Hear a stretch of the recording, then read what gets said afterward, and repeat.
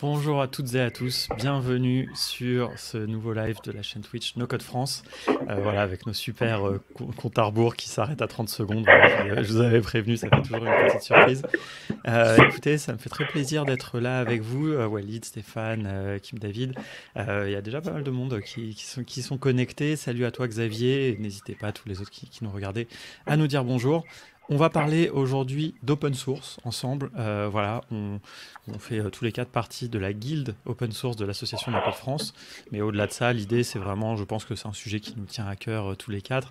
Et l'idée, pour ce premier live, il y en aura d'autres, on espère, c'est un petit peu d'essayer de démystifier, on va dire, un certain nombre de choses, d'essayer de parler un petit peu de placer les enjeux de l'open source, de l'open source dans le no-code, quels sont les outils no-code open source, ceux qui ne le sont pas vraiment non plus. Voilà, il y a pas mal de sujets.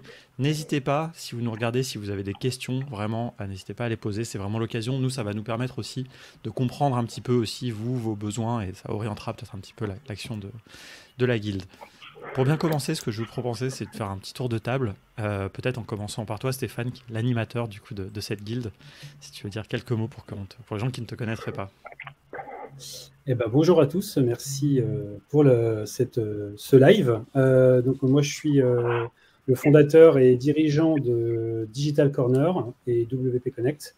Donc, Digital Corner qui est une agence de web et no-code basée à Nantes, et WP Connect qui est le studio intégré où on conçoit, on développe et commercialise des plugins qui connectent WordPress avec les outils no code notamment, et surtout Airtable et Notion. Voilà, ça fait un petit peu plus de 20 ans que je traîne mes guêtres dans le monde du web, et donc du coup que j'utilise, que je fais utiliser, qu'on utilise avec mon équipe et mes équipes, des outils open source, notamment WordPress, Drupal, etc., etc. Super, merci beaucoup. Walid? Bonjour. Alors, je suis désolé, j'ai la voix complètement cassée depuis le dernier meet-up mercredi dernier. Je vais faire de mon mieux pour parler avec une voix un peu suave.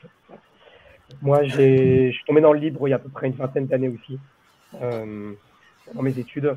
Et puis, j'ai eu la chance d'être un professionnel du logiciel, de travailler dans des projets libres pendant à peu près une dizaine d'années. Et plus j'utilise des plateformes SaaS et des logiciels propriétaires, et plus j'ai envie de reparler de logiciels libres. D'où ma présence ici. Voilà. Et j'ai mon boulot de tous les jours, je suis product builder et je bosse dans une société qui s'appelle Murphy, où on fait de la réparation et du reconditionnement de gros électroménagers. Super. On travaille également notre amie Carole. Ah mais oui, c'est vrai. Qui on dit bonjour aussi. Vous bossez ensemble en fait. Ok. Tout à fait, c'était pas prémédité, mais on bosse ensemble. Ouais. Pas du tout sur les mêmes choses d'ailleurs, puisque Carole fait pas vraiment du no-code au sein de Murphy. Super. Ouais, c'est ça. Et Kim David, aussi de Bretagne, comme Carole et comme Stéphane. Salut tout le monde. Pendant que Walid finit de muer et d'atteindre tranquillement la puberté, moi je suis un petit bébé par rapport aux autres, j'ai qu'une seule activité. Je travaille avec Karen Guilherme à Brasinov, et nous, notre boulot, c'est de former des gens au no-code, et avec une approche très personnalisée et plutôt orientée citizen developer aujourd'hui. Et c'est ton lien avec l'open source peut-être Ah oui, c'est vrai. Très rapidement. C'est un peu le sujet du jour, c'est vrai. J'ai un passé qui est encore présent en fait, de DevOps. Et du coup, j'essaie de faire converger le DevOps et le no-code. Et puis le terrain de jeu privilégié pour ça, c'est clairement l'open source en fait, avec plein de bénéfices dont on va vous parler aujourd'hui. Carrément. Alors, pour vous faire rapidement l'agenda, du coup, l'idée, c'est de profiter un petit peu des compétences de chacun et de balayer un petit peu tous ces enjeux de l'open source. Donc, ce qu'on va faire, on va commencer, Stéphane va nous lister un petit peu les grands outils no-code open source ou qui sont plus ou moins open source. Voilà, mais pour qu'on ait un petit peu ça en tête, c'est parce que forcément, on est quand même tous voilà, ici par rapport au no-code, donc comme ça nous place un petit peu le contexte. Ensuite, on va passer la parole à Walid, et pour revenir un petit peu sur vraiment un petit peu les fondamentaux et comprendre ce que c'est que l'open source, la question des licences, toutes ces choses-là. Enfin voilà, parce que je pense qu'il y a pas mal de choses à démystifier. Il y a plein de choses qui sont super intéressantes parce que finalement, c'est quand même aussi le web et le monde qui nous entoure repose beaucoup sur ces choses-là sans qu'on le sache forcément quand on vient pas de ces métiers techniques. On fera un petit focus notamment sur le sujet de la souveraineté des données, tout ce qui est RGPD, parce qu'on sait que c'est ça aussi qui amène beaucoup des gens de la communauté no-code à ce sujet de l'open source et se poser des questions et potentiellement rejeter certains outils qui sont très populaires mais qui ne rentreraient pas dans les clous pour plein de raisons. Justement, on va parler un petit peu de ça. Il y a aussi, on va évoquer un petit peu aussi le sujet du libre versus le côté gratuit, parce que ça aussi, il y a beaucoup de choses, je pense, à démystifier par rapport à ça. Et puis, on passera sur une dernière partie vraiment très, enfin plus, on va dire un petit peu pratique et pragmatique, si j'ose dire, voilà, où Kim David nous partagera aussi un petit peu justement avec ses compétences de DevOps et tout ça, ok, comment faire potentiellement, en tout cas, on va en parler, on va pas vous donner des recettes magiques tout de suite, mais parler un petit peu de voilà, comment on peut potentiellement héberger ses propres outils. Est-ce que c'est possible, pas possible, est-ce que c'est compliqué, est-ce qu'on a intérêt à le faire ou pas. Voilà, on va essayer d'évoquer un petit peu tout ça et puis on gardera du temps, si c'est possible, pour de la question-réponse à la fin. Donc voilà, si vous en avez, n'hésitez pas. Je dis bonjour aussi à Martial qui nous a rejoint en cours de route et voilà, et tous les autres, n'hésitez pas aussi à nous dire bonjour. Salut Martial. Stéphane, Hello, Martial. est-ce qu'on peut peut-être commencer par toi? Du coup, est-ce que tu veux voilà, nous donner un petit peu les outils, un petit peu les grandes catégories? Qu'est-ce que ça concerne finalement, toutes les choses qu'on va évoquer? Écoutez, oui, en fait, il faut savoir que à peu près tous les outils no-code ont leur équivalent ou alternative open source. Hein. Je m'avance pas trop en disant ça. Après, plus ou moins développé, évidemment. Quand je dis équivalent, c'est pas vraiment équivalent puisque on est au début de quelque chose et c'est vrai que les outils no-code pour l'instant ont explosé, mais on est sur des fonctionnalités qui arrivent au fur et à mesure. Et les outils no-code open source, on est encore sur une plus petite niche et ça commence un peu à se développer, mais on est quand même au début de quelque chose. Donc un Airtable, un Notion, pour l'instant, il y a des alternatives, des équivalents sur certains nombres de fonctionnalités, mais on ne sera jamais sur 100% des fonctionnalités. Ou peut-être aussi dans quelques mois, pourquoi pas dans quelques semaines. À la vitesse où ça va, de toute façon. Après, c'est vrai que tu disais que l'open source, ça ne veut pas dire forcément gratuit. Donc oui, effectivement, l'open source, ça ne veut pas forcément dire gratuit. Et puis, il y a différents types d'utilisation de l'open source, des licences bien définies, etc. Mais ça, justement, Walid nous expliquera un petit peu ça. En équivalent, on va commencer par exemple par Airtable. Hein. Bon, voilà, c'est le plus simple et c'est les outils, l'outil où il y a le plus d'équivalents open source, hein, je trouve. On va commencer par Basero, par exemple, hein, le plus connu, qui est un outil européen. Je dis européen parce qu'il a été créé par un Hollandais, mais ils ont des collaborateurs un peu partout en Europe, dont en France, en Belgique aussi, je crois.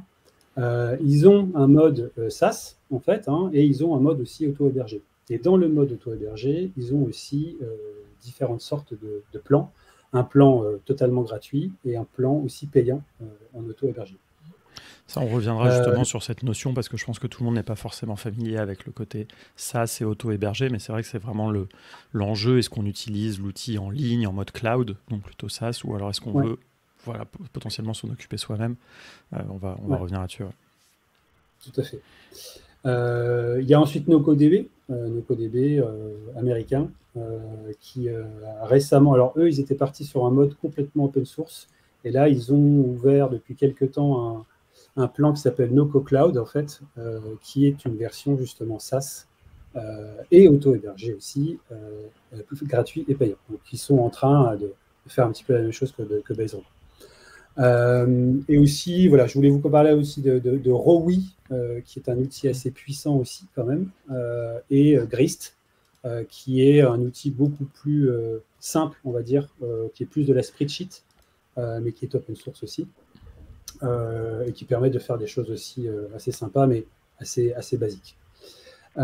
Si on passe sur Notion maintenant, Notion pour l'instant, l'équivalent qu'on a trouvé, que j'ai trouvé là sur Notion, c'est un outil qui s'appelle AppFlowy, donc, qui est open source, qui a été fait en Flutter, d'ailleurs, qui est le kit de développement développé par Google, open source également, Flutter.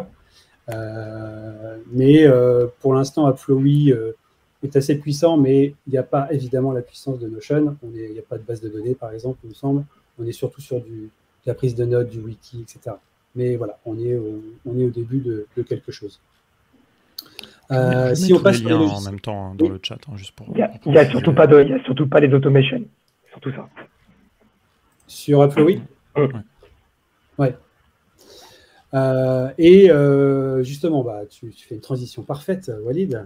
Si on parle d'automatisation, donc les équivalents de Zapier et Make, le plus connu, alors justement, là, une petite spécificité sur NV10, qui serait l'équivalent open source de Make, mais qui a une licence Firecode. Donc là, pour le coup, on n'est pas vraiment dans l'open source.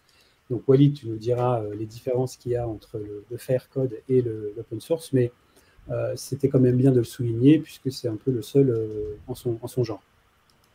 En équivalent de Zapier, on peut noter également Automatish, qui a vraiment la même interface que Zapier, pour le coup.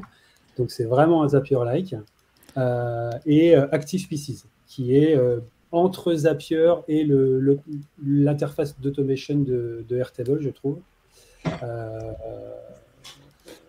Et voilà, pour les automatisations, c'est tout ce qu'on a pour l'instant. Bien évidemment, à mon avis, ça va grandement arriver. Pour le reste, si on passe sur le front-end, outils internes, je mets un petit peu tout là-dedans parce que sinon, on va s'arracher les cheveux pour savoir dans quoi on met tel ou tel outil. Donc, les équivalents, par exemple, de Retool, de Bubble, on pourrait citer AppSmith et Tooljet, qui sont tous les deux indiens. On pourrait citer également BuddyBase, qui est AppSmith, ils sont indiens? T'es sûr qu'ils sont indiens, AppSmith? Parce qu'ils étaient là au Summit l'année dernière, non? Je crois qu'ils ont le fondateur est indien, en tout cas. Mais okay. peut-être qu'ils ne sont pas indiens, par exemple. Ouais, peut-être qu'ils ne sont pas indiens. Peut-être que c'est un indien qui habite aux États-Unis, effectivement. Tooljet, c'est pareil. Tooljet a été fondé par un Indien, mais ils sont basés à San Francisco, je crois. Donc, effectivement, oui. C'est vrai qu'on ne peut plus trop parler de nation sur les outils, parce que les serveurs peuvent se trouver aux États-Unis, être fondés ou cofondés par un Européen et avoir des équipes en France. Donc, c'est vrai que... D'ailleurs, je trouve que c'est quelque chose qui est intéressant. Enfin, c'est une petite aparté, mais je trouve que c'est assez intéressant. Maintenant, je trouve que c'est devenu de plus en plus difficile de savoir d'où vient un outil, quelque part. Avant, on avait l'habitude que tout était américain, toutes les startups étaient américaines. Enfin, c'était très... Et c'est plus du tout le cas, ce que je trouve assez chouette. Et c'est vrai que des fois, on est surpris. Des fois, moi, par exemple, quand on voit, tiens, ça, en fait, c'est des Français qui font ça, alors que c'est un outil qui est hyper connu, qui est hyper puissant, etc. Enfin, il y a plein des fois des surprises. NV10, c'est des Allemands, par exemple. Enfin, ils sont basés en Allemagne. Mais après, c'est vrai, comme tu dis, en fait, finalement, bon, le pays de naissance, quelque part, des fondateurs, des cofondateurs ne donne pas toujours une indication. Mais c'est... en tout cas, surtout dans l'open source, j'ai envie de dire, on commence à vraiment traverser les frontières, quoi. Carrément, c'est exactement ça. Et puis les serveurs, pareil, peuvent être installés en Europe, ou ils peuvent avoir des serveurs en Europe, alors que c'est un outil américain. Donc ça dépend de pas mal de choses. Je voulais juste parler aussi de Supabase, qui pour le coup est un équivalent de Firebase. Donc là, on est plus dans le low-code, dans le développement un peu plus poussé, notamment pour le dev mobile. Et sans parler également, il y a Convertigo aussi au niveau français, Saltcorn également, qui est, je ne sais plus de quel pays d'ailleurs, Saltcorn, mais voilà, on a tous ces outils-là pour faire du front, pour faire des outils internes. T'as oublié JetAdmin. JetAdmin, oui, effectivement. Bon, après, il y en a plein d'autres. Ouais, après, voilà, l'idée, comme ça, on il y a JetAdmin, c'est vrai. Sachant que c'est un petit peu une des missions, quelque part, de la guilde open source, c'est de maintenir une liste, ce qui est fait d'ailleurs dans une base Baserot, d'ailleurs, si je ne dis pas de bêtises. Je pense que voilà, quand on sera un petit peu plus à l'aise à la rentrée ou quoi, on la partagera un petit peu plus publiquement. Pour les gens que ça intéresse, déjà d'ici là, les gens qui sont membres de l'asso, venez dans la guilde, vous pourrez avoir accès à tout ça. Et je pense que c'est une des missions, c'est de partager cette liste et de la tenir à jour, quoi. Ouais. Ouais. Ce serait bien d'avoir Bertrand pour venir nous la présenter, d'ailleurs, je pense. Absolument, ouais. Je pense que ça sera dans un live à la rentrée ou quelque chose comme ça. JetAdmin d'ailleurs, qui n'est pas à confondre avec Forest Admin, qui est un autre outil SaaS français. Donc voilà pour les outils. Au meet-up à Paris de chez Forest, d'ailleurs. Pardon. Ah oui. Ouais. Ils sont basés à Montpellier, je crois, non? C'est possible, je ne sais pas du tout. Bon, de toute façon, ils ne sont pas vraiment open source, donc ça sort un petit peu du cadre. Non. Voilà, mais je vais finir par les Webflow-like website builders. Donc évidemment, en open source de référence, il y a l'inénarrable WordPress, qui est là depuis 20 ans. Donc il y a un peu la base de l'open source depuis de nombreuses années maintenant. Donc une solution qui existe en open source sur le .org, et puis une solution qui est aussi en SaaS sur le .com, avec l'équivalent également WooCommerce, qui est le plugin pour monter des e-commerce sur la base de WordPress. Et récemment, justement, on sort de l'open source là, mais voilà, il y a 2 mois, 3 mois, ils ont sorti la version SaaS de WooCommerce. Donc, ce qui montre qu'il y a quand même une volonté d'aller sur ce type de choses aussi, pour aller avec le sens de l'histoire aussi, je pense, notamment avec l'explosion du no-code et des outils en SaaS. Alors, il faut parler évidemment de Web Studio, qui est le Webflow-like. On entend pas mal parler ces derniers temps. Voilà, qui est sorti il y a très peu de temps. Alors, on est très loin de Webflow encore, évidemment. Mais c'est leur volonté, en tout cas. Visuel, là, c'est clairement affiché. Si vous allez sur le site, on est Webflow à fond. Ils ont même repris le petit tag en bas à droite, Made with Web Studio. On croirait Made with Webflow. Ils ont été jusque-là. Donc Web Studio, je pense qu'ils ont une licence MIT. Enfin, ils sont partis pour bien construire un truc bien sympa. Voilà, et puis je terminerai par Ghost, qui est un outil aussi qui a l'air très très bien. Alors je ne l'ai pas testé, mais voilà, équivalent d'un petit WordPress pour des petits sites, petits moyens sites pour les podcasteurs, les blogueurs, etc. Et si je voulais quand même parler de Fruition, Fruition en bon franglais, qui est voilà, c'est ça. Ça commence à trop lire. Exactement. Pensons à eux, ou ceux qui disent LinkedIn. C'est un outil open source qui se plug à Notion, en fait. Donc le mec a fait ça en un week-end, apparemment, quand on va sur sa page là. Et donc il le propose gratuitement pour faire des sites donc en open source. Donc il détaille vraiment bien les trucs. Vous allez prendre un hébergement sur Cloudflare, un hébergement gratuit. Vous prenez votre compte, etc. Vous téléchargez ci, ça, et puis c'est fait en 5 minutes. Et voilà, déjà c'est pas mal. C'est pas mal, j'en ajoute juste un dans la liste dont j'entends parler de plus en plus, qui est Noodle, qui est un outil qui n'était pas open source, qui a fait un move, qui est devenu open source récemment et qui essaye un petit peu apparemment de surfer un petit peu sur les changements de pricing de Bubble, etc. On est plus, donc j'ai entendu des bubblers en parler, voilà. Donc, je ne sais pas du tout ce que ça vaut. Voilà, je pense que on aura l'occasion aussi peut-être, justement ça pourrait être aussi dans le cadre de l'action de la guilde, de présenter un peu plus certains outils. Là on a fait un peu une petite liste pour placer un petit peu le contexte, mais voilà. Donc d'ailleurs pour répondre à ta question, Guillaume, donc il y a une liste qui existe quelque part. Je ne sais pas si je peux la partager là parce que je crois qu'elle n'est pas publique, si je ne dis pas de bêtises, sauf si pas vous encore, avez... ouais.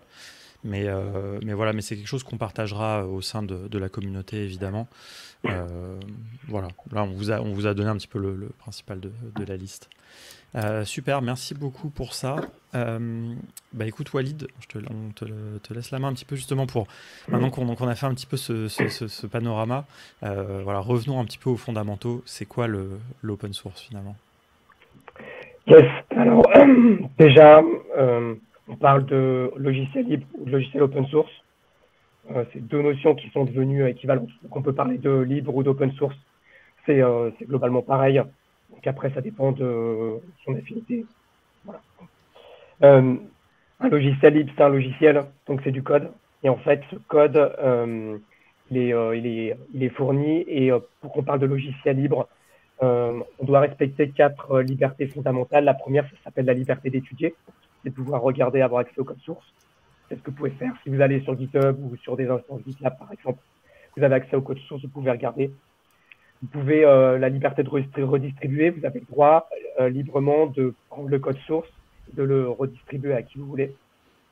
Vous avez le droit d'étudier le code source, donc de le regarder, d'essayer de comprendre comment ça marche, de poser des questions, etc. Et vous avez le droit de le modifier. Et c'est ces 4 piliers qui sont les piliers fondateurs du logiciel libre qui font qu'on parle d'un logiciel libre ou open source. Et le logiciel libre, en fait, c'est un concept qui est assez ancien et qui est répandu partout dans le monde, puisqu'en fait, une grosse partie de l'infrastructure sur Internet tourne sur des logiciels libres. Vous en avez partout, votre téléphone Android, dans vos macOS, dans Windows, il y en a aussi, pourquoi pas. Bien sûr, Linux, vos navigateurs, c'est aussi beaucoup de logiciels libres. Donc, c'est vraiment en fait un concept qui, même si vous n'êtes pas familier, en fait, vous en manipulez tous les jours, mais vous ne le savez pas. Et c'est les langages aussi. Tous les langages de programmation, une grosse partie des langages de programmation, la majeure partie, c'est des logiciels libres aussi. Donc, en fait, il y a toute une philosophie derrière, une éthique de partage. Moi, par exemple, à titre personnel, tout ce que je sais, je l'ai appris parce que j'avais accès au code source et parce que j'avais, j'ai pu échanger avec des gens et j'ai pu lire le code source, comprendre comment ça marchait et poser des questions et contribuer. Voilà. On a une image du logiciel libre qui est fait par une espèce de geek tout seul le soir dans son garage, mais c'est pas le cas. Avant, le logiciel libre, il y a longtemps, c'était plutôt effectivement des gens bénévoles qui faisaient ça. Maintenant, c'est plus le cas. La majorité des gens qui font du logiciel libre, c'est des professionnels, ils sont payés par des sociétés pour faire du logiciel libre. Et d'ailleurs, ça peut en surprendre plus d'un, mais les plus gros contributeurs au logiciel libre, c'est en partie les GAFAM, des sociétés comme Microsoft, par exemple, qui, après avoir combattu le logiciel libre pendant des années, quand ils ont changé de président, ils ont complètement changé de mentalité et c'est devenu les principaux contributeurs. Donc voilà, donc en fait, une bonne partie du code est écrit par toutes ces grosses firmes et par plein d'autres firmes qui font ça parce qu'elles ont un intérêt à ce que le code soit libre. Donc comme je disais, historiquement, on parlait de logiciel libre, on parlait de free open source software. Parce que en anglais, free, ça veut dire à la fois gratuit et à la fois libre au sens de la liberté. On parlait de free open source. Le terme d'open source, il est apparu dans les années, je crois, 2010, à un moment où on avait une foison de licences, je vais en parler juste après. On a cherché un peu à rationaliser et à faire en sorte que ça devienne assez professionnel. On a introduit le terme d'open source et maintenant, voilà, on parle des deux de manière totalement indistincte. Donc là, j'ai introduit un mot qui s'appelle la licence, qui est un mot assez fondamental quand on parle du logiciel libre, surtout pour, les développeurs, parce que c'est quelque chose qu'on va manipuler tout le temps, et 2, les gens qui utilisent, surtout les entreprises, parce qu'elles ont intérêt à savoir ce que c'est qu'une licence.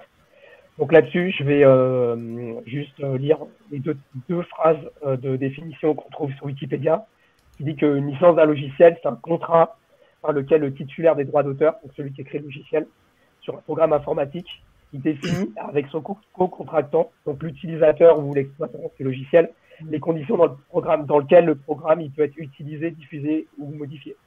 C'est-à-dire que c'est pas parce qu'on vous donne gratuitement des sources d'un logiciel que vous pouvez faire n'importe quoi avec. Au contraire, c'est très réglementé en fonction des licences pour que justement que vous fassiez pas n'importe quoi avec. Parce que l'auteur, il reste auteur et c'est lui qui définit dans quel cadre vous avez le droit d'utiliser un logiciel. Donc des licences, il y en a des centaines. En fait, dans la réalité, ces centaines de licences, on ne les retrouve pas tout le temps. Il y a une quinzaine de licences qui reviennent tout le temps. Je ne vais pas forcément donner tous les termes de licence. La plus connue s'appelle la GPL, la GNU General Public License. Il y a d'autres licences, comme des DSD, des MIT, etc. Enfin bref, il y en a plein des licences, mais globalement, il y en a à peu près une quinzaine qui sont utilisées. Les quelques mots dont je vais parler pour les licences sont issus d'un entretien que j'ai fait avec un juriste qui s'appelle Benjamin Jean, qui est spécialisé dans le logiciel libre, à qui j'ai parlé il y a quelques jours. Et voilà, j'ai repris ces mots parce que c'est certainement plus vrai juridiquement que ce que moi je pourrais dire. Donc sur ces licences, tout le monde peut écrire des licences. Par exemple, on parlait tout à l'heure de N8N qui a fait sa propre licence. J'en parlerai un peu après, mais ils ont tout à fait le droit de le faire. Et dans le début de l'informatique, par exemple, chaque projet avait sa licence. Donc en fait, tous les projets avaient une licence différente. C'était un peu le bordel. Et il y a deux choses qu'il faut savoir sur des licences. Il y a les licences qu'on appelle les licences copyleft. C'est des licences avec ce qu'on appelle une obligation de réciprocité. Ça veut dire que si vous améliorez un logiciel, vous devez redistribuer le logiciel avec la même licence que celle de l'auteur. Et donc ça, c'est ce qu'on appelle aussi la viralité. Ça fait en sorte que n'importe qui ne prenne pas le logiciel et en fasse n'importe quoi non plus, et faire en sorte que tout le monde bénéficie des améliorations qui sont apportées sur le logiciel. Il y a plein de manières de le faire différentes, je ne vais pas rentrer dedans, mais voilà. Et il y a des licences qu'on dit plus permissives, qui sont des licences, en gros, on vous concède les droits et on vous dit, en gros, moi je te donne ça, tu fais ce que tu veux avec, mais la seule chose que je te demande, en gros, c'est de me citer comme auteur du logiciel. Voilà. Il y en a une qui est très connue qui s'appelle MIT, où là, en fait, en gros, la licence, elle tient sur quelques lignes, quoi. En gros, vous prenez le logiciel, ça vous risque des périls, vous en faites ce que vous voulez. Et c'est des licences qui, par exemple, sont très utilisées dans le monde de l'éducation et dans le monde de la recherche, où justement, ils veulent que le savoir soit diffusé, et ben, ils vont utiliser des licences MIT. Voilà. Donc, soit des licences copyleft, dans lesquelles on va chercher à bénéficier des améliorations qui pourraient être faites par les gens, soit des licences hyper permissives, genre la MIT, où tu fais ce que tu veux avec. La MIT, par exemple, ça permet de faire en sorte que dans des logiciels qui sont propriétaires, donc non libres, on retrouve du code libre dedans.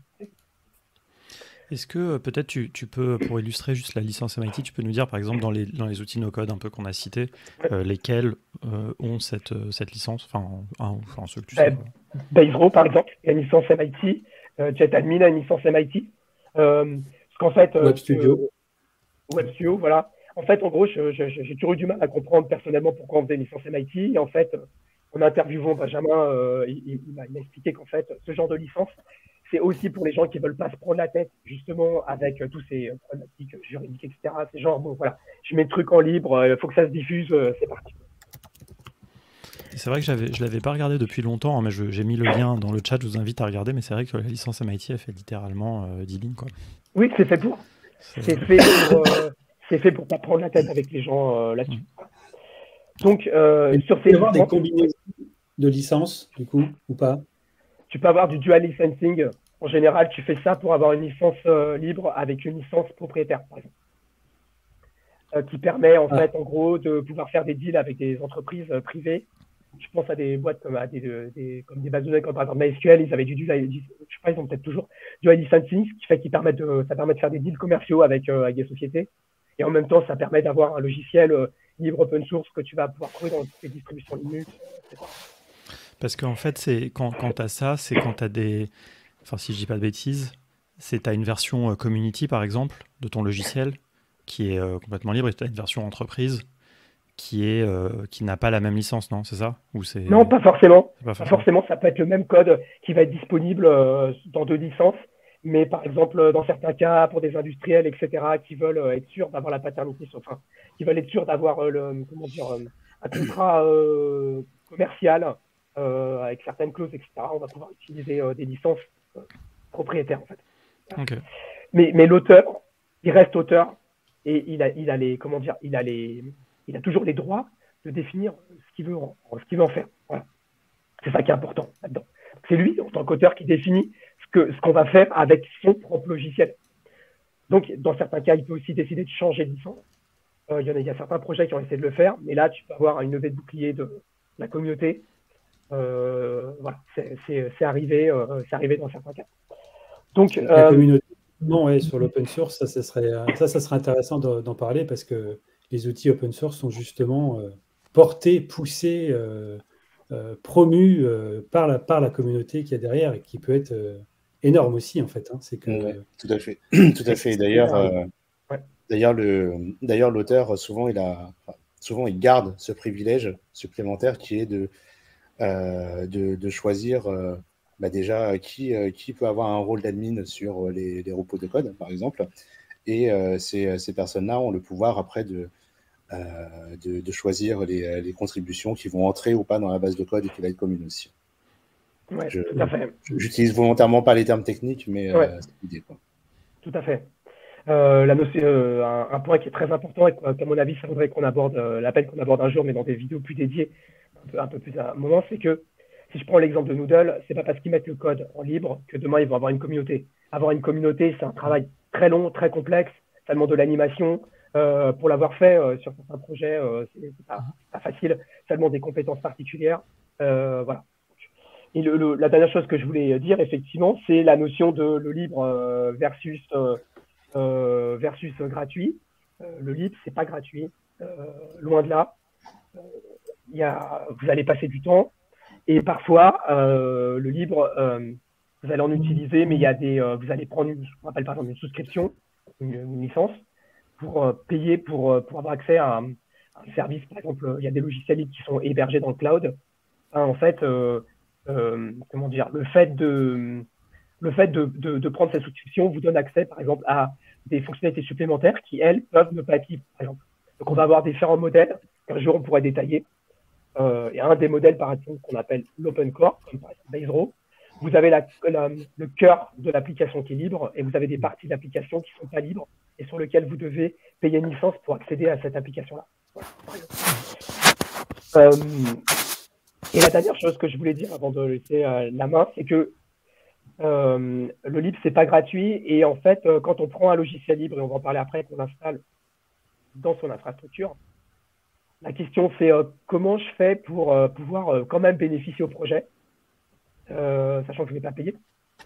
Donc, il y a des modèles économiques qui sont faits. Souvent, pour pas spoiler le truc, c'est les utilisateurs de la version SaaS du logiciel qui payent pour qu'en fait, il y ait d'autres qui utilisent la version gratuite. Et donc, en fait, comment je fais pour quand même reverser quelque chose au projet? Ça peut être écrire de la doc, ça peut être répondre sur le forum, ça peut être, pourquoi pas, prendre un hébergement sur la version SaaS pour utiliser une petite partie et avoir la grosse partie que j'ai utilisée en auto-hébergé. Enfin, voilà, il y a plein de trucs qu'on pourrait discuter à un autre moment.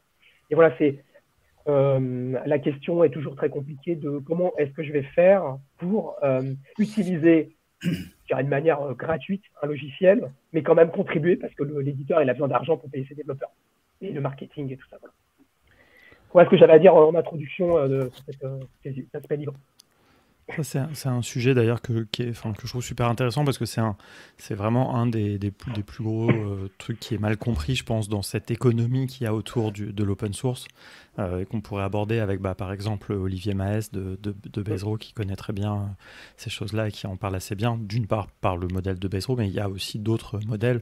Il y a les modèles aussi plus historiques de la société de services. Par exemple, je crois que Red Hat, MySQL, tout ça, ils proposent des outils, mais ensuite, ce qu'ils vont faire payer, c'est les services en fait auprès des entreprises pour mettre en place ces outils, assurer du support, de la scalabilité, des choses comme ça, quoi. Donc mais bon, ça c'est tout un sujet qui est, on va dire, un peu méta, mais qui est super intéressant. Donc, on pourra en reparler. Je propose de ramener un petit peu justement sur les choses très concrètes, peut-être qui vont plus parler aux no-codeurs et aux no-codeuses qui nous regardent.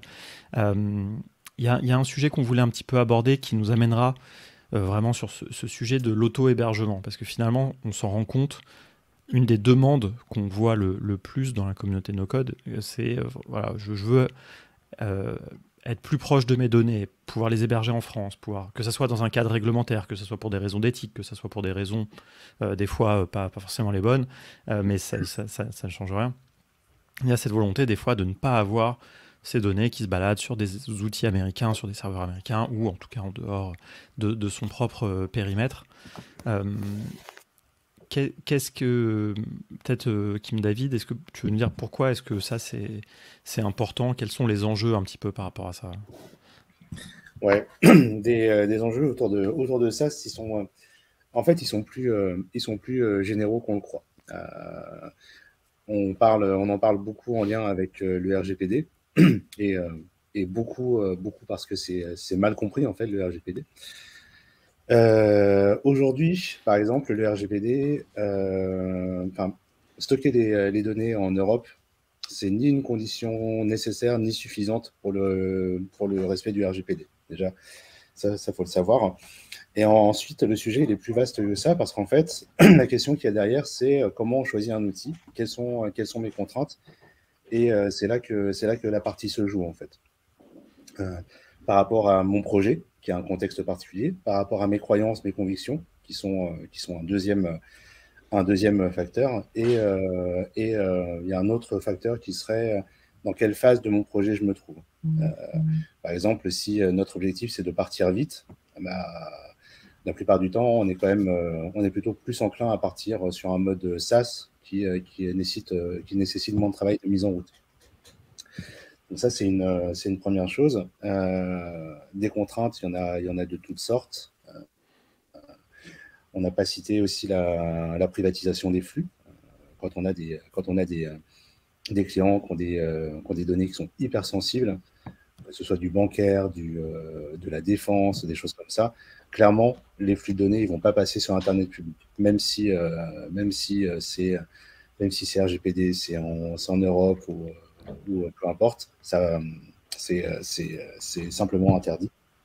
Là, ce que tu évoques, c'est au-delà du stockage des données, ce à quoi on pense tout de suite. Toi, tu parles même, c'est du transit des données. Par exemple, quand on fait une automatisation make, qu'on connecte Airtable je sais pas à Notion, on va dire, bon, ça n'a pas vraiment de sens, mais on a des flux qui vont aller de Airtable à Make, puis de Make à Notion, où il y a un truc comme ça qui se balade un peu, sur lequel on n'a pas la maîtrise, quoi. Absolument, ouais. Ouais, tout à fait. Et donc, dans ces secteurs d'activité, la plupart du temps, on va chercher à tout garder dans un système d'information privé qu'on va maîtriser de bout en bout. Voilà, ce sera mon préambule sur cette partie-là. Bah écoute, allons-y, montre-nous un petit peu peut-être ce que tu voulais nous montrer. Si vous avez des questions, pour les gens qui nous regardent, encore une fois, je le répète, n'hésitez pas. Surtout, n'hésitez pas à nous dire si on devient trop technique ou pas. C'est vrai que on doit osciller. En plus, on a tous un background plutôt technique. Mais le but, c'est aussi justement de démystifier et de donner accès au plus grand nombre à ces choses-là. Et c'était un petit peu la question qu'on se posait, puisqu'on le comprend bien, beaucoup de gens dans la communauté no-code seraient intéressés d'héberger eux-mêmes leurs outils no-code. En tout cas ceux pour lesquels c'est possible. La question un peu qu'on se posait et qu'on va réaborder souvent, c'est est-ce que c'est possible, quoi ? Est-ce que c'est envisageable pour des gens non techniques qui n'ont pas, par exemple, ton background, comme David, de pouvoir faire ça, quoi ? Ouais. J'ai partagé je fais juste une parenthèse parce que justement j'ai remarqué ça sur pas mal d'outils open source là, sur les sites. Souvent maintenant on a la ligne de commande, je ne sais pas si vous avez vu sur la home page, carrément tout de suite venez copier cette ligne de code, mettez-le dans votre terminal et c'est bon, c'est fait. Et de plus en plus, il y a ce petit trick-là de dire que voilà, ça s'installe très rapidement, très facilement avec une ligne de commande. J'ai trouvé ça marrant parce que c'est vraiment quelque chose qui est de plus en plus commun, en fait. Je ne sais pas si vous l'avez remarqué, mais... Ouais, carrément. De toute façon, on est complètement dans une tendance où on essaie de rendre la technologie, quelle qu'elle soit, plus accessible au plus grand nombre, en fait. Et puis... là, pour le coup, effectivement, à la base, c'est plutôt une chasse presque gardée aux gens avec un profil plus technique. Mais néanmoins, il y a un vrai intérêt, une vraie richesse à ouvrir ça aux gens qui sont un peu moins techniques pour en démocratiser l'accès et les mérites. Aujourd'hui, il y a quelque chose qu'on n'a pas mentionné avant que je vous montre les quelques slides. C'est le poids du nombre, en quelque sorte. On parlait de contribution tout à l'heure, et je ferais bien un parallèle avec l'IA. L'IA, on en parle beaucoup, c'est un phénomène de société, et je ne sais pas s'il y a des gens parmi vous qui suivent les aventures de Hugging Face, qui est forcément un petit peu éclipsé par les phénomènes ChatGPT et compagnie, hein. C'est eux que Mais, je pensais d'ailleurs tout à l'heure quand j'ai dit je savais pas qu'ils étaient français par exemple. ah oui. Ouais. Quand j'ai découvert, Alors, j'étais oui, surpris parce que ils font vraiment partie du buzz actuel de l'IA. Donc, je les ai vus à Brest la semaine dernière. Moi. ok. Et pour le coup, c'est, vous regarderez, hein, les chiffres sont pas aussi mirobolants évidemment, mais par exemple, ils ont un hub. Donc eux, ils sont open source. Ils ont un hub avec, je crois que c'est 120 000 modèles, quelque chose comme ça. Donc ce qui veut dire au moins autant de contributions. Et il y a un vrai engouement qui est porté par le nombre en fait. Et pour le coup, le no-code aujourd'hui, c'est pas, il y a clairement une traction qui accélère, mais pas selon les mêmes ordres de grandeur. Et il y a quand même fort à parier que avec la démocratisation du no-code, à un moment, le no-code va pouvoir pousser plus vite, notamment via l'open source, et peut-être concurrencer en termes de fonctionnalités les boîtes qui ont fait des grosses levées de fonds. On pense à Airtable avec ses 12 milliards, etc. Là-dessus, il y a un truc vachement intéressant. C'est quand tu es une petite boîte et que tu peux pas embaucher plein de gens, si tu fais les choses correctement dans le libre et que tu sais faire une communauté, tu peux avoir accès à des gens qui vont contribuer sur ton logiciel. Et cette contribution, elle te coûte rien si tu fais les choses correctement, bien sûr. Et tu peux avoir aussi accès à des gens. Moi, c'était le cas dans un des projets sur lesquels j'étais. Je bossais avec des mecs qui étaient vraiment des très grosses pointures, qui jamais seraient venus bosser sur notre logiciel avant et qu'on n'aurait jamais pu payer, et qui font faire des pas de géants. Il suffit d'avoir quelques personnes comme ça.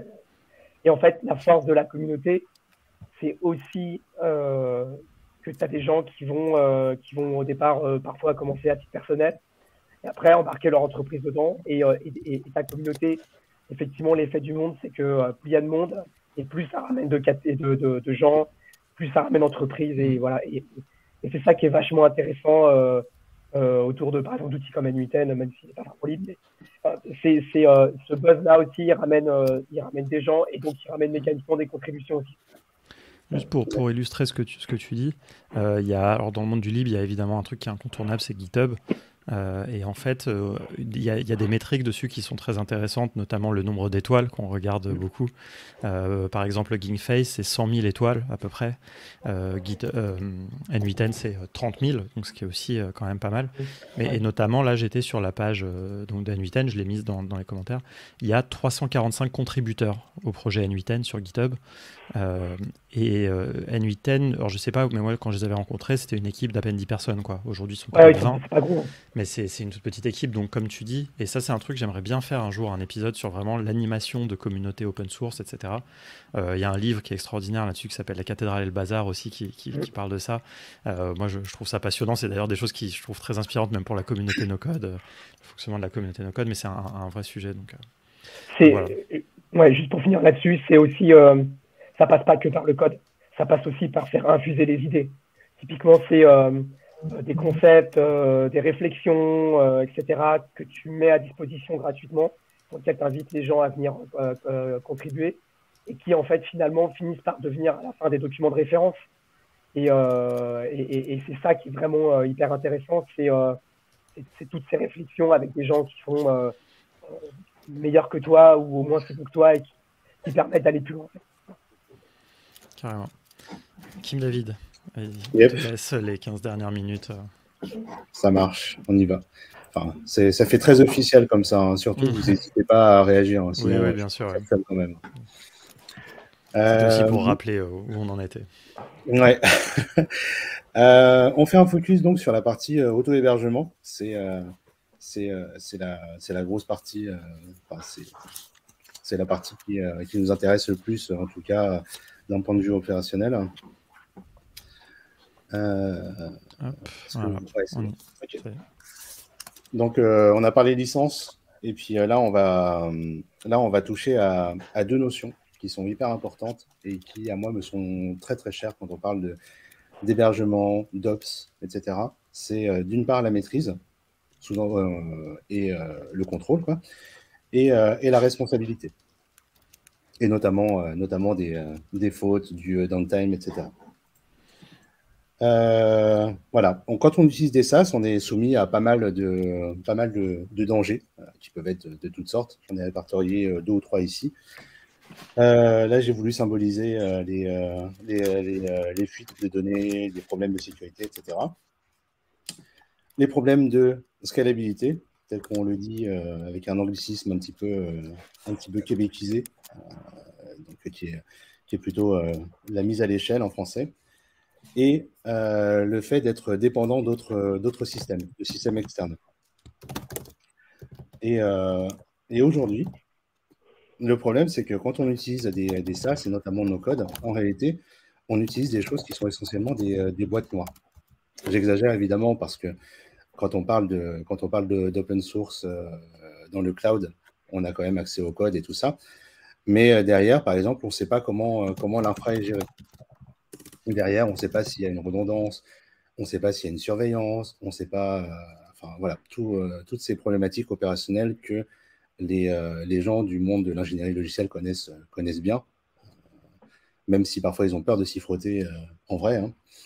Et du coup, l'idée dans l'open source et dans le fait de reprendre le contrôle sur les systèmes, c'est sortir justement de ce mode où on n'a pas la maîtrise. Finalement, quelque part, on choisit de remettre son destin, parfois par ignorance, par flemme, par manque de temps, entre les mains d'opérateurs dont on ne sait finalement pas grand-chose. Donc derrière, il y a tout un tas de problèmes. Il y a la gouvernance des données, la sécurité, l'indépendance, l'observabilité, et tout ça, on va essayer de le faire revenir dans notre giron, d'où la notion de responsabilité. Quand on parle de... Alors, comment on fait pour reprendre un peu le contrôle sur nos systèmes? Finalement, c'est un peu une forme de boucle d'amélioration continue qui est assez universelle. Ça, c'est un cycle que j'aime bien. Donc, on commence par le process, donc un peu au sens large, ce qui comprend le design, qui prend en compte aussi la réalisation. Et tout ça dans un mode itératif, bien sûr. Donc, la première réalisation va être plus de l'ordre de l'embryon, et puis on va aller petit à petit vers des systèmes qui vont aller vers une complétude de plus en plus grande. Et après, notre process, notre système, il va être soumis à un stress. Un stress du vécu, de la réalité opérationnelle, du quotidien, etc. Donc, on va l'éprouver. Et quand on crée un système, on a besoin de l'observer. Donc, ça, c'est la partie observation du système. Et là, j'ai oublié de changer la petite iconette, mais c'est pas grave. Et en général, on sort de ces observations avec des insights, en bon français de France, et dont on va essayer de faire quelque chose pour planifier la boucle suivante de l'itération. Et donc, et ainsi, on recontinue ainsi au fur encore et encore jusqu'à temps qu'on a un système suffisamment raffiné pour répondre à notre désir, ou en tout cas au désir de notre public. Et du coup, là, tout à l'heure, Stéphane me faisait une belle intro avec ce qu'on appelle un one-liner en développement, c'est-à-dire une ligne de commande unique, simplifiée, où on monte un système. Et ce système, on se doute bien que c'est un peu trop simple pour aller en prod. Pourquoi? Parce que c'est un système qui va monter l'outil en local sur notre ordi, mais vous doutez bien que si vous livrez un projet à un client, vous n'allez pas lui envoyer votre ordi avec l'outil et ce que vous avez développé dessus, quoi. Quoique, c'est des choses que j'ai déjà vues, hein, notamment à la RATP, mais voilà, je n'ai pas le droit de le dire normalement. Et du coup, il y a tout un process à raffiner aussi et des considérations à prendre en compte pour aller vers un système de prod qui va être plus exigeant, sur lequel on va avoir de la haute dispo, une vigilance sur la sécurité, tous les critères que j'ai mentionnés tout à l'heure. Et donc, il y a une évolution de la chose. Donc, tout à l'heure, on parlait de démarrer en local. Après, on va passer souvent sur du conteneur. Je reviendrai un petit peu dessus plus tard. Après, on va aller vers des choses qui sont plus disponibles, plus robustes. Donc, on va commencer à parler de clusters de conteneurs. Ça veut dire qu'on va en mettre plusieurs qui vont pouvoir se relayer pour répartir de la charge, pour prendre le relais l'un de l'autre quand il y en a un qui tombe. Et après, on va potentiellement mettre ça dans un cloud pour profiter de l'élasticité du cloud. ça va devenir un petit peu avancé, mais vous vous doutez que quand on a une infrastructure globale comme AWS avec des serveurs un peu partout dans le monde, quand on tape dedans, normalement, on est quand même plus robuste qu'avec 2-3 serveurs qu'on va avoir avec un NAS à la maison ou on-prem dans une petite boîte. Kim David, tu peux juste expliquer self-hosted, on-prem, on-premise? Parce qu'en fait, c'est des mots qu'on utilise beaucoup, mais on les définit pas forcément. Ouais, je comptais le faire après, en fait. Mais pas de souci. Non, pas de souci. Je crois que c'est Stéphane qui doit nous abandonner. Là. Non, ou tu voulais dire quelque chose Non, je dois vous quitter, malheureusement. Bon, écoutez, on fait ça très vite. Avec plaisir. Absolument, à très bientôt. avec plaisir. Merci. Salut. Au revoir. Salut. On-prem, c'est quoi? C'est de l'infra qu'on gère soi-même. Et typiquement dans nos propres locaux ou dans les locaux de notre boîte. Donc, ça veut dire on-premise en anglais, c'est vraiment dans les prémices de la boîte, quoi. Ouais, tout à fait. Et puis, ça veut dire des responsabilités supplémentaires comme celle d'acquérir, de maintenir son propre matériel, etc. Alors que dans le cloud, tout ça, la partie matérielle sous-jacente, elle est gérée pour nous. Et par exemple, on parlait de Bezroo tout à l'heure. Et en prod, ça ressemblerait, le setup de prod ressemblerait à quelque chose comme ça. J'ai juste attiré votre attention sur quelques éléments, parce que sinon je peux passer 30 minutes sur juste cette slide-là. Hein. Mais ici, par exemple, on a le cluster Bezroo avec des instances de Bezroo, des Bezroo qui vont être séparés, mais qui vont y avoir une existence séparée. Ouais. Pardon, j'ai une petite question. Est-ce que, juste pour donner le contexte, je pense que ça peut être intéressant, tu vois, parce que l'architecture dépend aussi, j'imagine, un peu du contexte. Est-ce que ça, par exemple, ça correspond à quoi? À une boîte de 100 personnes qui veut utiliser du Bezroo, à une asso, à peu près, tu vois, je veux dire, tu vois, pour qu'on comprenne. Parce que je pense que les prérequis sont pas non plus toujours les mêmes. Peut-être, d'ailleurs, peut-être j'ai une bêtise, hein, d'ailleurs. Mais... C'est plutôt une question de typologie de clientèle, on va dire, je pense. De degré aussi de... Ouais, est-ce que tes clients sont exigeants? Finalement, ce que tu mets en place répond à un besoin client et du coup, si tes clients sont des clients qui ont des données critiques, par exemple, tu vas renforcer ta sécurité. Si il y a beaucoup de clients et beaucoup de trafic, tu vas augmenter la résilience de ton système, etc. quoi. Donc, c'est aussi ça que permet ce que je disais tout à l'heure, l'élasticité du cloud, c'est que tu peux revoir la géométrie de son système un petit peu comme tu veux et très facilement, en fait. J'ai répondu à ta question? Oui, à peu près. Après, c'est difficile, tu vois. Mais ce que je veux dire, c'est que si je schématise un peu, tu vois, parce que là, je vois, par exemple, qu'on a des firewalls applicatifs, du load balancing, des choses comme ça, tu vois, sur cette infrastructure. Désolé, hein, je saute un peu, du coup, dans le truc. Tu vois, mais est-ce que, tu vois, si une association voulait utiliser Bezroo pour héberger ses données, tu vois, de ses bénéficiaires, est-ce qu'elle devrait aussi mettre en œuvre ça, tu vois, enfin, c'était un petit peu pour donner ce contexte-là, mais... Ouais, si c'est, on va dire que si c'est une petite asso, si c'est l'asso du club de foot de ton enfant, bon, c'est peut-être un peu overkill. Si tu mets ça chez OVH avec un Docker qui va redémarrer les tâches qui s'arrêtent, ça peut être suffisant. Si c'est le Rotary Club de Monte-Carlo, par exemple, ce sera peut-être autre chose, quoi. Okay. Bon, j'exagère un peu, mais... Ouais, non, mais c'est ça. Non, mais c'est vraiment ça. C'est question de contexte et de la valeur des données, en quelque sorte, et la criticité du service, quoi. Complètement. Ouais. Est-ce que tu peux te permettre, parce que là, dans ce schéma d'architecture, il y a différentes choses. Est-ce que aussi le service peut être indisponible ou pas? C'est une asso, si son serveur n'est pas disponible pendant une journée, c'est moins grave que tant ça. Enfin, ça dépend quels assos, d'ailleurs, je dis ça, mais c'est pas du tout... c'est ça. Je pense que si c'est, par exemple, si c'est les restos du cœur, par exemple, ça peut rendre leur vie un peu compliquée, quoi. Ouais, et la vie de leurs bénéficiaires aussi, effectivement. Ouais, aussi, qui a priori est déjà suffisamment compliquée. Exactement. Pardon. Ouais, non, mais t'as raison. Bon, désolé, j'ai un peu fait diverger, mais... Non, mais il n'y a pas de souci. Et bon, je vais pas vous assommer avec ça, mais vous voyez, tout, il y a beaucoup de... Là, on a de la sécurité, là, on a ce qu'il faut pour faciliter l'accès et augmenter la vitesse et diminuer les temps de réponse. Ici, pour la base de données et ici, pour l'applicatif, pour l'outil Bezro lui-même, bah, on a de la redondance. Et puis quand on a un système qui s'arrête, un autre qui va prendre le relais.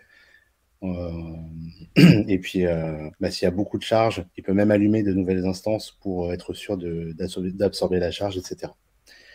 Et puis, bah, voilà, c'est à vous de nous dire après si ça vous intéresse qu'on aille plus loin là-dessus. Bah, on aura le loisir de le faire.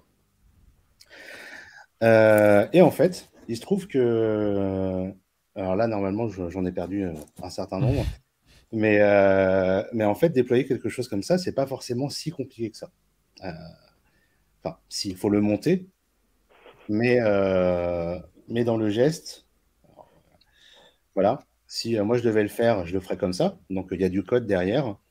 Mais mettons que vous voulez répliquer ce setup-là, bah, je peux vous filer ce morceau de code-là. Et allez, avec un accompagnement, en un quart d'heure, vous pouvez avoir la même chose que moi avec un setup de prod. Donc avec une sécurité suffisamment robuste et puis de la résilience et tout ça. Donc c'est pas aussi inaccessible qu'on le croit. Ça demande une expertise, mais vous n'êtes pas obligé de l'avoir vous-même en fait. Et ça, par exemple, sans trop rentrer dans les détails techniques, tu vois, mais ce copier-coller que tu dis, où est-ce que tu le ferais, tu vois, si on... Enfin, clairement, on refera des lives et tout là-dessus, mais tu vois, c'est juste pour donner un ordre d'idée, tu vois. Est-ce que tu vas dans une console Amazon? Est-ce que tu vas chez un hébergeur français? Est-ce que tu fais ça sur ton ordinateur? Tu vois, je sais pas, tu vois, enfin...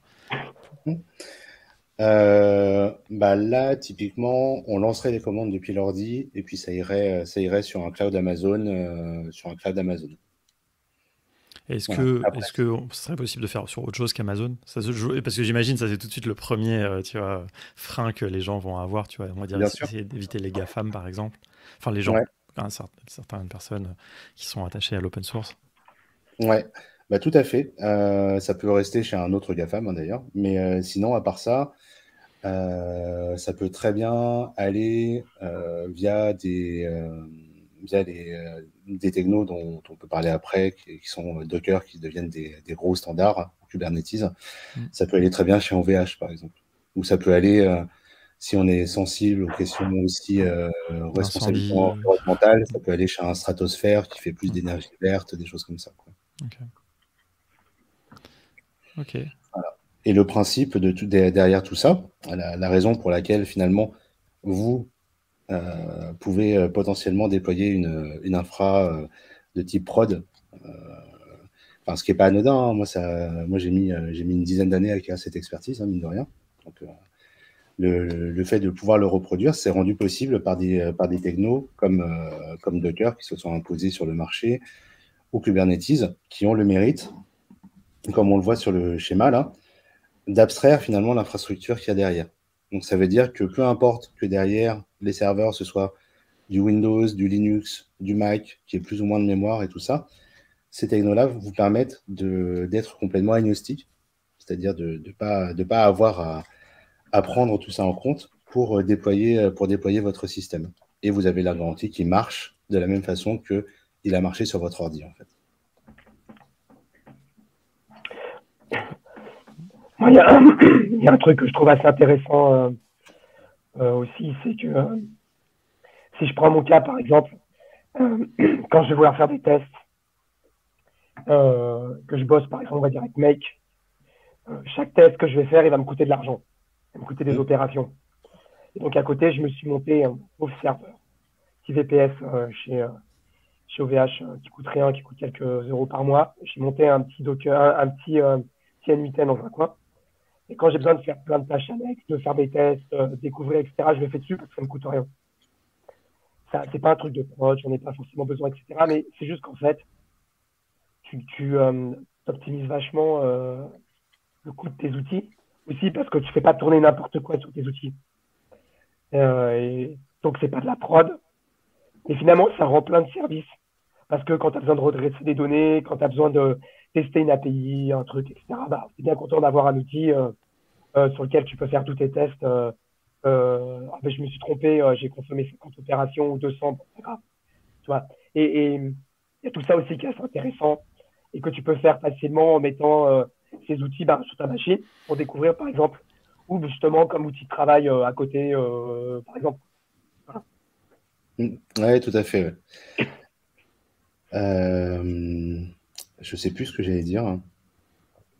Ah oui, mais je voulais finir là-dessus pour revenir sur la notion de responsabilité. Quand on choisit un outil, quand on choisit une infra ou quand on choisit un service d'hébergement, la question à se poser, c'est quelle part de responsabilité je suis prêt à gérer et quelle part de responsabilité je me sens à l'aise de déléguer à un prestataire. Donc, qui peut être Amazon, qui peut être OVH, etc. Et du coup, j'avais déjà utilisé cette infographie que je trouvais très parlante et, qui est assez lisible. Donc, typiquement, si vous voulez faire quelque chose où vous avez une maîtrise totale, ça va se trouver plutôt sur la gauche de l'image. Donc, pour le coup, vous achetez votre infra, vous montez votre Windows ou votre Linux dessus, vous installez vos logiciels, et après, vous faites communiquer tout ça, et après, vous commencez à utiliser les outils pour faire votre build no-code. Donc, ça s'apparente à je fais une pizza ou j'achète que la matière première, et après, je fais tout le reste. De l'autre côté du spectre, on a le no-code SaaS. Donc, pour le coup, c'est les services cloud. Ça peut être un TimeTonic, ça peut être, on va citer un peu du français, hein, ça peut être du Bezos, ça peut être du XAR, pourquoi pas. Pour le coup, eux, ils vous fournissent tout. Ils vous fournissent l'outil no-code et tout ce qu'il y a derrière. Donc, ça veut dire que la responsabilité de la dispo du service, ça va leur revenir. La sécurisation de la plateforme, ça va leur revenir. La sécurisation de vos données aussi. Et du coup, c'est comme si vous sortiez au restaurant, que vous passiez votre commande et que vous aviez juste à manger, en fait.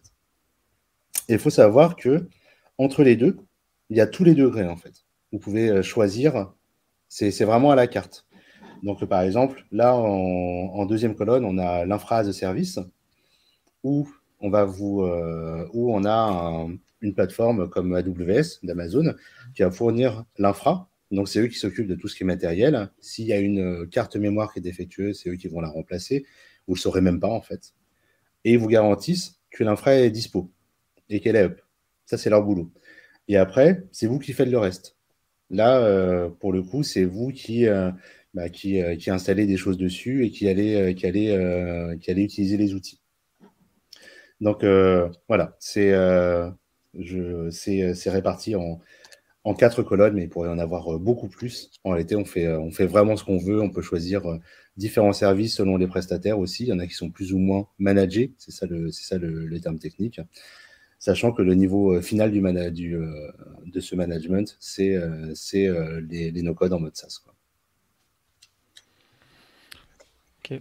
Bon, bah, écoute, c'est intéressant. Il est assez explicite, je trouve, ce schéma, mais je pense que ça peut valoir le coup de prendre plus le temps d'expliquer. Tu vois, entre ce que c'est on-premise, infrastructure, etc.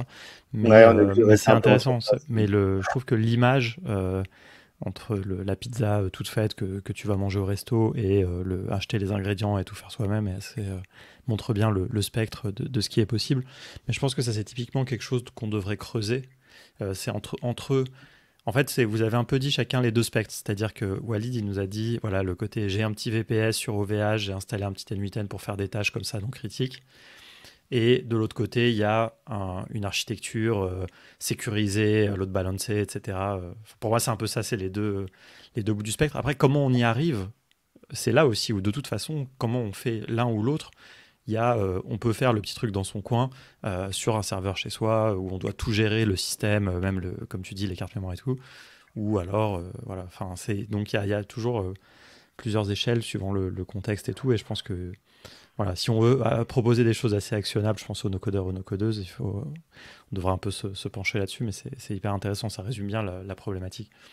Mais voilà, d'ailleurs, pour les gens qui sont encore là, puisqu'il y a encore des gens qui sont connectés, n'hésitez pas à nous dire un petit peu ce que vous aimeriez, on va pas tarder à finir, mais ce que vous aimeriez voir que cette guilde open source, et sur les sujets de l'open source, qu'est-ce que vous, concrètement, vous avez envie de découvrir et d'apprendre.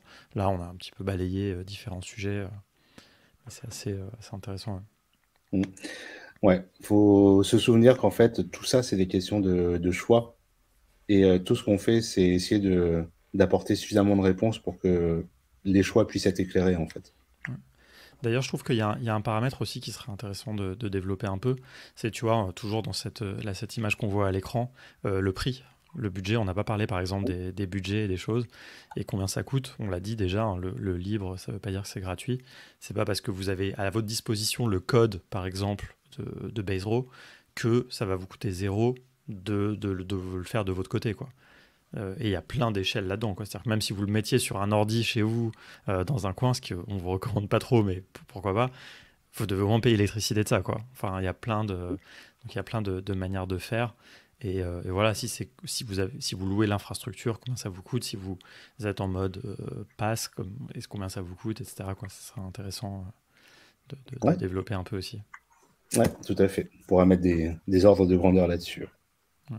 Et, comme le disait Jérôme, c'est effectivement, euh, tu peux faire des démos, tu peux faire plein de trucs de ton côté pour pas très cher, mais entre faire un petit truc pour faire des démos et faire une vraie infra, euh, moi j'essaie de faire une vraie infra, j'ai vite compris que j'étais pas, il y avait des limites, quoi, tu vois. Hmm. Ouais, mais c'est là aussi où peut-être qu'il y a des solutions. Aussi, le fait, on en parlait un petit peu en préparant cette émission, la collaboration avec des gens qui ont les compétences, comme Kim David, où tu vois, tu proposais Kim David de donner, tu vois, par exemple, ce qu'il faut exécuter, mais ça pourrait aussi être sous la forme de services. Je pense que c'est une vraie, c'est un vrai sujet de se dire, est-ce que je dois plutôt utiliser un SaaS? Par exemple, est-ce que je dois utiliser Baserow en SaaS? Et donc payer, je sais pas, 20, 30 dollars par mois, je sais pas exactement comment ça coûte, ça dépend du nombre d'utilisateurs. Ou est-ce que je dois payer un spécialiste DevOps pendant une journée pour m'installer une infrastructure bon, sur laquelle je vais devoir aussi payer la location des serveurs, mais aussi les compétences de cette personne, mais être complètement maître de ce que je veux, quoi. Il y a une question intéressante de Juliette. Ouais. Si un outil qui n'est pas open source, on est forcément en mode SaaS, la réponse est non. Il y a des outils, et c'est d'ailleurs une très bonne nouvelle, il y a des outils de no-code qui te permettent d'installer l'outil, donc on-premise chez toi. Et ça, c'est intéressant parce que ça permet d'adresser aussi le côté mes données elles restent chez moi. Mais je peux quand même utiliser une solution du marché qui n'est pas open source. Ouais, c'est ce terme de on-premise, c'est ça qu'il faut aller chercher. Est-ce que tu as des exemples? Moi, j'en ai qui me J'ai viennent, mais Retool. WeWeb, Retool. non, je pense que WeWeb aussi, tu peux le faire, je crois. Je sais plus si c'est Ouais. WeWeb ou que c'est lequel. Ouais. Retool, tu peux le faire. Il y en a, qu'est-ce qu'il y a d'autre comme outil? Je sais que Make, ça a été possible pendant un moment. Je ne sais plus où ils en sont. Mais là, ils ont sorti une notion d'agent on-premise, etc. Enfin, où tu as une partie. Donc effectivement, il y en a. Ça, c'est très intéressant, effectivement, comme question. C'est pas du tout des choses équivalentes. Parce que le on-premise est un vrai enjeu pour les entreprises. Donc, on peut avoir du on-premise propriétaire, quoi. C'est un critère que je prends en compte dans les outils que j'évalue, c'est que même s'ils sont pas open source, est-ce que je suis capable de les installer pour les avoir sur mon infra, pour typiquement éviter que les flux réseau ils sortent de chez moi. Et il y a des outils qui sont super, mais que potentiellement je vais pas utiliser parce que justement je peux pas les installer sur mon infra. Ouais. Il y a d'autres. Ouais. Vas-y, je t'en prie. Non, j'allais juste dire un truc. Il y a aussi un truc qui est un peu au milieu, qui est les solutions managées, je pense qu'on dit, je sais pas. Ou par exemple, Bubble, par exemple, ils peuvent t'installer ta propre instance, ton application sur un serveur dédié que eux vont manager pour toi. C'est-à-dire que c'est pas ton infrastructure, mais c'est une instance qui est séparée du cloud de Bubble. C'est pas du tout les mêmes prix, évidemment, mais voilà. Donc ça, c'est plus, je crois que ce qu'on appelle les solutions managées ou des choses comme ça, quoi.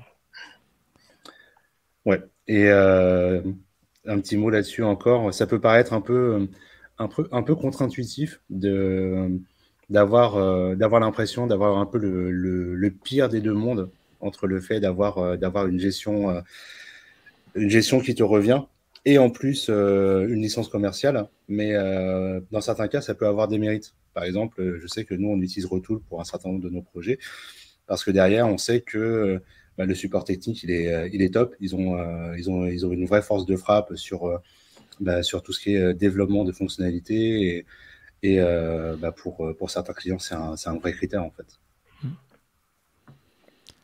C'est intéressant. Dernière remarque peut-être de Martial qui dit pour une TPE non tech, ça va demander des compétences particulières en dehors de leur métier, ça peut être un frein. Est-ce que c'est vraiment un frein? Parce qu'il y a plein de choses, donc enfin aucune TPE n'a toutes les compétences de leur activité. C'est là où on fait appel à des prestataires et des choses comme ça, non? Bah, si je reprends mon schéma de tout à l'heure, là, en réalité, une fois que tu arrives à ce niveau de maturité, tu vois, si tu prends une prestation et que, par exemple, je te déploie un système comme ça, derrière, tu viens avec une, enfin, ça vient avec une maintenance, typiquement, et c'est encore un mode de délégation, premièrement. Ensuite, si moi je te vends ce système-là, j'ai quand même tout intérêt à intervenir le moins possible dessus. Et c'est vraiment aussi un des aspects intéressants de ce type d'architecture qui sont faits vraiment pour être hyper résilients. Et quand tu arrives à ce niveau d'infrastructure, honnêtement, c'est hyper rare que ton infra elle soit mise en défaut. La plupart du temps, c'est un problème d'exploitation plus qu'autre chose, un problème d'utilisation ou un problème d'AWS plus global, quoi. Mais quand tu arrives là, l'infra, c'est plus vraiment un souci, quoi. Donc au final, tu n'as pas la nécessité de réinternaliser ces compétences-là. Super. Eh ben, écoutez, merci beaucoup à tous les deux. Alors, pour les gens qui nous suivent, qui sont là, si vous voulez creuser un peu les questions notamment de licence, de choses comme ça, Walid fait un podcast, si tu veux nous en dire un mot pendant que je mets le lien. Ouais, j'ai commencé un podcast pour présenter en fait les différents métiers du libre. Donc on parle de documentation, on parle de gens qui font des ERP libres, on parle le prochain épisode, ça va être justement, j'ai interviewé un juriste spécialisé en logiciel libre pour parler de tous les sujets de licence, etc. Et donc l'idée aussi, c'est que ça permet de creuser toutes les problématiques de modèle économique. Et donc voilà, donc c'est intéressant, c'est des podcasts d'environ 1 heure. T'as une voix normale. Ouais, j'ai une voix normale. Allez, peut-être dernière question quand même, parce que je ne vais pas laisser Guillaume sans réponse. C'est une question qui est très intéressante, la question un petit peu de la transition, peut-être du no-code propriétaire, ou no-code ou pas no-code, enfin, mais voilà, des outils propriétaires vers du code custom, donc potentiellement plutôt open source. Est-ce que vous avez un avis là-dessus, l'un ou l'autre? Enfin, d'ailleurs, vous avez peut-être été confronté à ça, ou je ne sais pas. Kim David, est-ce que ça t'inspire plus? Ouais. Quand on parle de scaling, ça peut être du scaling sur plusieurs critères derrière. Ça peut être, si je prends par exemple Airtable qui est assez chiche, par exemple, sur le nombre d'enregistrements dans une base de données. Bezro, par exemple, sur son plan cloud. Et après, quand tu fais de l'hébergement libre côté Bezro, les limites en termes de volume sont complètement. Après, ça veut dire que ton infra, il faut aussi qu'elle soit capable d'accueillir ce nombre d'enregistrements.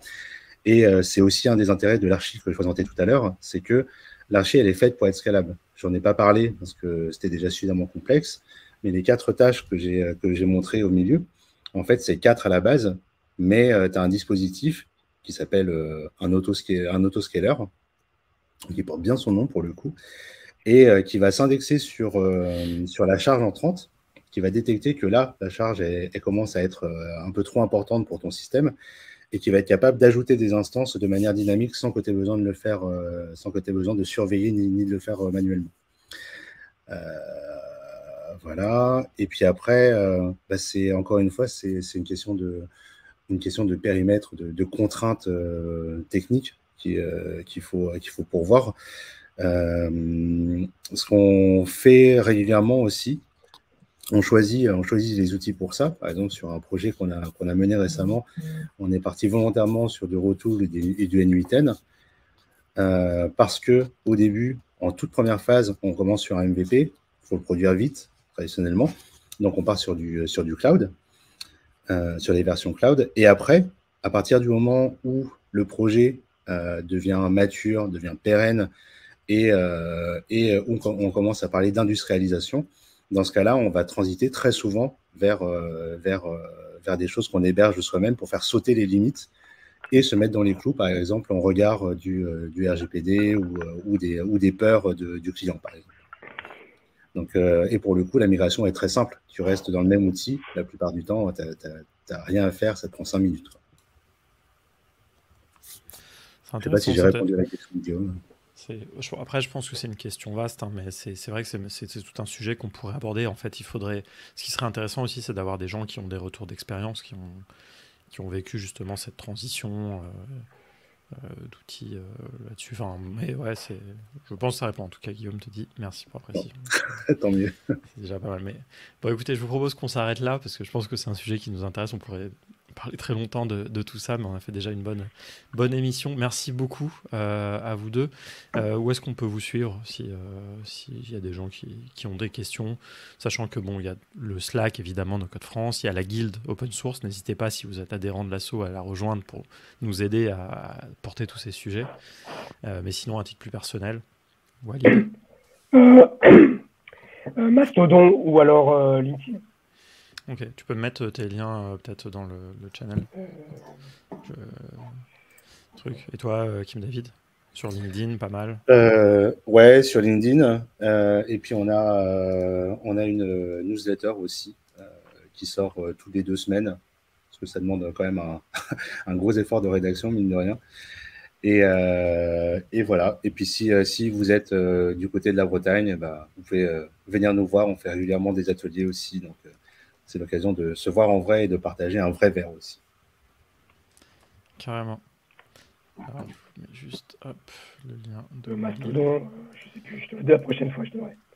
Ok, bon bah écoute, voilà, on en parlera. Super, merci beaucoup. On pourra d'ailleurs un jour parler de Mastodon et du fait divers, etc. Ça, je trouve ça aussi assez passionnant.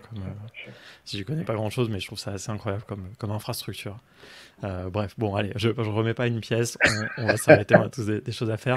Il faut libérer aussi. Merci beaucoup à tous les gens qui sont restés jusqu'au bout. C'était hyper intéressant. Salut Xavier, Jérôme, Guillaume, 21st Linksia, désolé, je dis les noms, on va voir comment, Juliette, voilà, c'était très très cool. Salut Martial aussi.